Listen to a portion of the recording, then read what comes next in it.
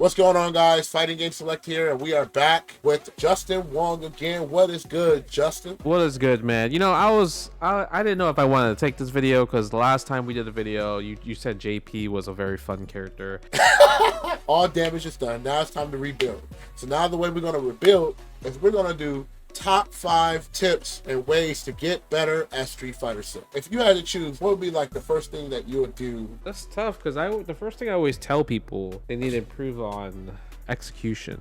Ooh. I feel like execution is the first thing I'd be like, you need to get your execution down. Like people will come to me and be like, oh, I know this is my first fighting game. People are telling me I need to learn the frame data and neutral and footsies, and I'm like, can you do a combo? And they're like, oh, my combo game's not that good. I'm like, well, that should be where you need to start. If your execution is ass and you actually have a chance to hit me and you're doing no damage to me, then clearly like you're not going to win no matter how many times you win the neutral or whatever, right? Combos, they save lives. That's what Yipes has always said, and it is completely true. I always tell people, like, once you do these trial modes, do these combos that you see on Twitter, that you know from other people, try to master them. Like do it 10 times on the left side, do it 10 times on the right side. If you can't do it in a row, then you got to start over. So that's kind of like what I always tell people to master, because what if their hands are just not used to the dexterity of like doing like classic controlled motions, right? Like a lot of times people have trouble just doing fireballs and shoryuken. So try and do a combo, like a button into it, like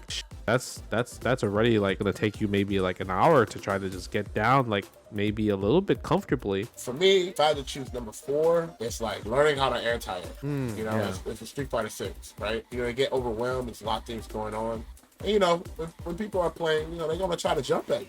Yeah, exactly. They just try to have fun, right? So, anti-airing, I think it's like a key thing. And like some characters, they have a button where they can just do the anti-air, right? Yeah, so like, I think crouch heavy punch. There's a lot of characters that also have that's like super good. Rashid, rest in peace. Even when I was watching Gachiku, man, I was watching him do DP and counter hit. It still works. You just have to do it in a different timing, right? You're able to anti-air consistently in one game, and that carries over to like future fighting games that you will gradually play, and you're gonna know that. That's my fourth. All right, number 3, understanding like when's your turn, like frame data. Yeah, it's a pretty hard topic, right, for people to understand. I guess the easiest way to break it down for frame data is like there's always a magic number that you want to follow. So if we're talking about Street Fighter 6, the magic number is I would say 4. Right? Like every character has a 4 frame normal. That means that's your fastest normal of the game. So a lot of times when you're trying to punish things or take your turn back, you will most likely a lot of times press that 4 frame button.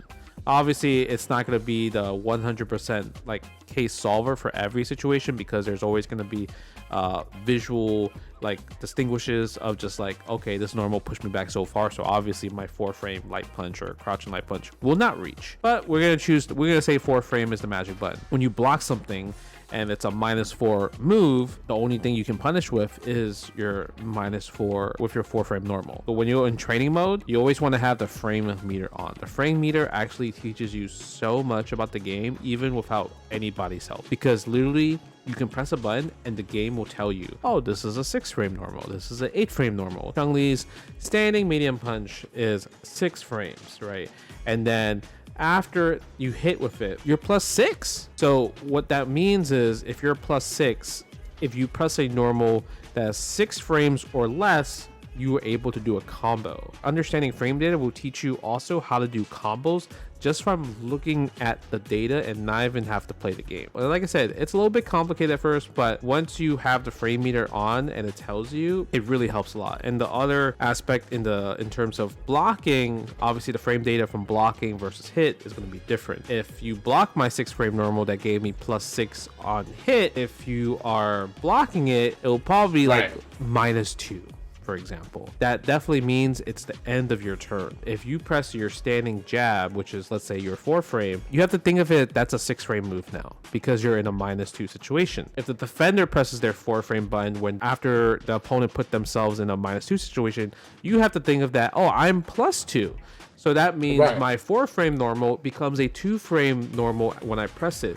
So when so if you're 2 frame normal, you're now 2 frame normal versus the now opponent's 6 frame normal hits, who will win? The lesser number wins, right? So that's kind of how you understand frame data. In a nutshell, in a short video, I would say, like I said, put the frame meter on in training mode. It will teach you the world of Street Fighter 6. Because a lot of times I see people just do like jab, jab, jab, sweep, and I'm like, why would you do the sweep there? Like you're gonna get counter hitted, right? And people don't understand why I get hit there. My number 2 is optimizing your drive gauge.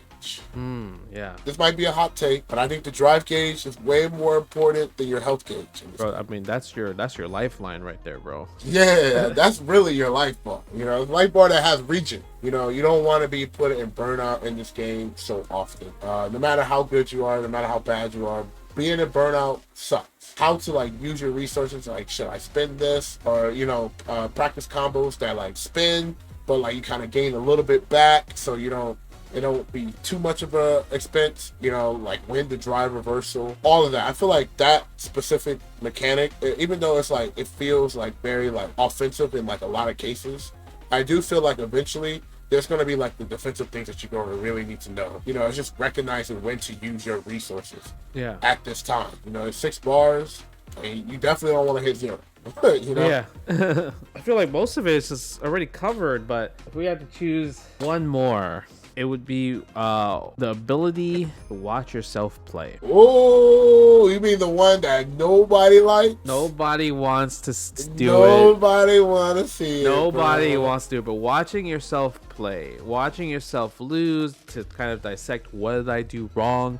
It's the most humble check in the world, because you have to humble yourself to be like, damn, I suck. Damn, I lost. Damn, why do I suck? What did I do wrong? Blah, blah, blah, blah. I need to figure this stuff out. And I mean, a lot of times, there's so many times where even myself, I'm like, I need to take a day before I watch why did I lose a tournament. In the heat of the moment, you're not gonna be like, damn, I messed up here, right? You're gonna be like, oh, okay, I got hit there, blah, blah, blah. But you might not even know why you got hit there. That's why you need kind of to watch on the side, so you can actually take your time, go back, rewind, fast forward. Let's say you do a combo, and the first thing you do after the combo when you're Oki is you just immediate drive impact. You might just do that every single time, and then you might not realize that's why you lose, because people are just counter DIing you. You're just thinking of it as damn, he reacted to my drive impact, but you're not thinking of it as damn, I'm always doing it after this combo scenario. Right. So that's what you want to figure out, is you want to figure out when did this person figure out my pattern? There's always a pattern. It could be big, it could be small, but it's always there. And if somebody finds it, they can exploit it. So your goal is to make sure that you also can find your pattern and improve on changing it where it's not as predictable as the other person can find it. When you watch your own self do a pattern, and then sometimes while you're playing you do it, you can instantly know how to turn it off, because now you know. Yeah, and the only way for you to find that information is literally to watch yourself. You can no other way. No other way. You have to review the VODs and be like, oh yeah, I'm doing this. Okay, I'm gonna turn that off and then do something here. I hope you guys enjoy the top 5 ways to get good at Street Fighter 6. Let me know in the comment section below. How do you guys feel? Do you guys agree? I know. I mean, you guys gonna have to agree with number 1 at least. You guys let me know which one you guys struggle the hardest out of the top 5. Yeah. Well, anyways, guys, thank you guys so much, and we'll be seeing you guys on the next episode of Fighting Game Select.